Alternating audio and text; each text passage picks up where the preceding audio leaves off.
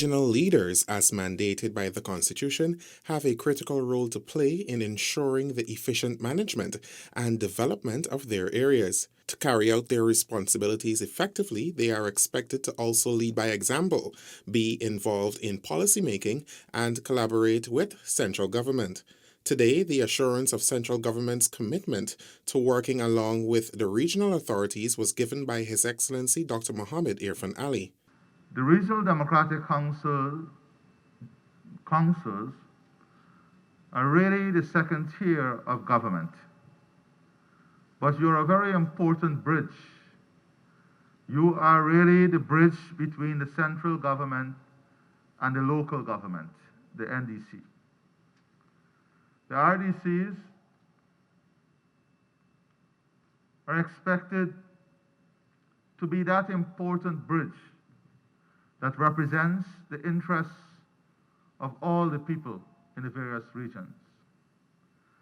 That bridge that seek to improve the lives and conditions under which the people of all the regions live under. I want to assure you that the central government will provide the necessary support to allow you and enable you to facilitate the development and upward movement of the people of our country in every single region. After receiving their instruments of office, many of the regional chairpersons were invited to share some of their plans they have for their first term in office. Region 1 now has to move forward developmentally. For over 5 years, we have not seen the kind of development that the region should have had taking place. So currently we are on the verge of establishing Regional Agriculture Department, which will be the fifth program of the RDC, because Region 1 is predominantly an agriculture-oriented region. And so we want to ensure that our farmers and those who would like to get into agriculture will have those opportunities. In addition to that, you will see major development infrastructurally taking place in all of the communities, not only selected communities, but all the communities across the region, from road infrastructure. We also have infrastructure in health and education, the building of more schools, the expansions or extensions of schools and other health facilities. You will see the upgrading of water and electricity. Actually, I love women empowerment, agriculture. I'm in the field of agro-processing. Those are some areas which I would assist our women. I would love to have tourism too. That's one of my passions. So I'll have more youth involvement in agriculture and tourism. That's two key areas that I will be looking at. I intend to fulfill the mandate of this government, where the government took a position that no family or no one will leave behind.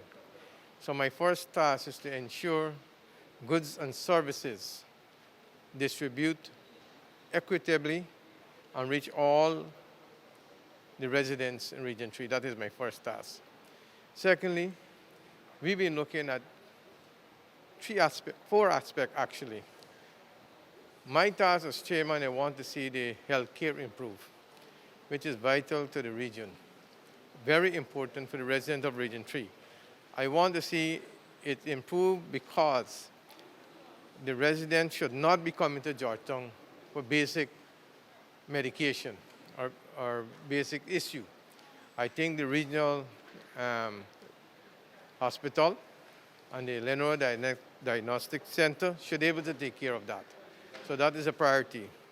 Secondly, we would like to develop the agriculture sector in Region 3 because Region 3 is a big farming region and we want to see it's improved.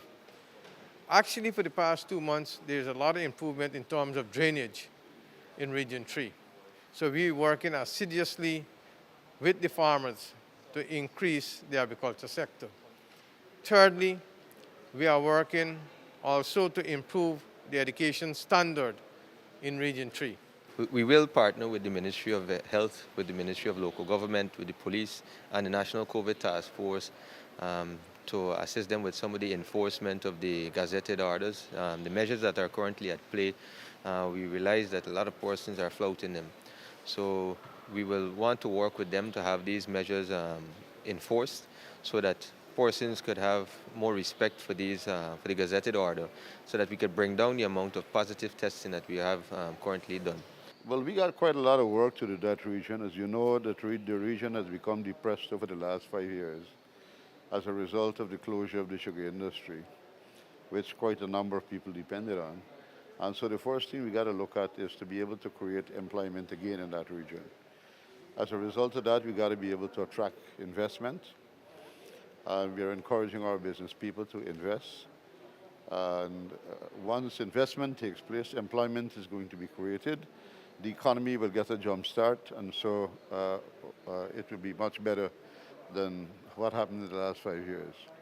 Besides that, we are also, we want to create more lands, not create, but to expand lands in some of the areas that have not yet been occupied, so that we can get into more acreage in terms of rice cultivation. We will also want to expand cultural and sporting activities as well. And so one of the things that we identified is to bring back the Albion Sports Complex to what it used to be years ago when we had Test cricket and one international being played there. So we are looking forward to exciting times. Of course, we have a number of infrastructural work to do: roads, bridges, culverts, drainage and irrigation works. Because a lot of things have not taken place in the last 5 years, for obvious reasons, because Region 6 was always seen as an anti-government, anti-PNC region, so to speak. As a result of that, too much of investment did not take place there in the last 5 years. So with this new government in place, I think we are in for some good times, and I think Berbice is going to develop back to what it used to be years ago. I intend to have a people-centered approach where I'll be encouraging my councillors to get out into the various communities, get the information that is needed, interventions that are needed for the improvements of the citizens' lives. And from there, bring it to the council, let's stretch it out, and then make suggestions to the budget committees.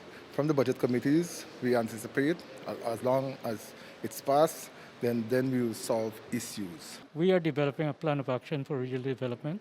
We have started that, and the thing is, we have based it mainly on agriculture, and then we have an NGO, IFAD, that is funding some projects for us. We have the team in there.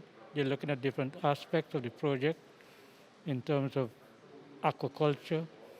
They're included in that too, along with other livestock. They're looking at now, at the moment we have not much rice, just about 4 acres under conservation. Should be ready in the next 2 weeks for harvesting. Cattle, we're going back into it big time. I was telling my colleague from Linden that recently I drove from south, and it's becoming like the Rockland it was with cattle in that area. And because of the CDPs that the village council had, and now they have embarked in purchasing those animals, and they're multiplying rapidly because we have the savanna space. The only thing we're looking at now with the GLDA is the pasture development for those animals to come into marketing faster. We also have the tourism, which is a big thing for us, because we were named the #1 destination of tourism in the world. Yeah, so that is part of the development. And then, of course, we're linking to the tourism aspect in the Roraima state. The governor already sent a message to me that we got to meet to look at the 2 states' development. So agriculture is a big thing. We got to go into corn, soya, rice. That is for our livestock feed production, as well as for the consumption of our people.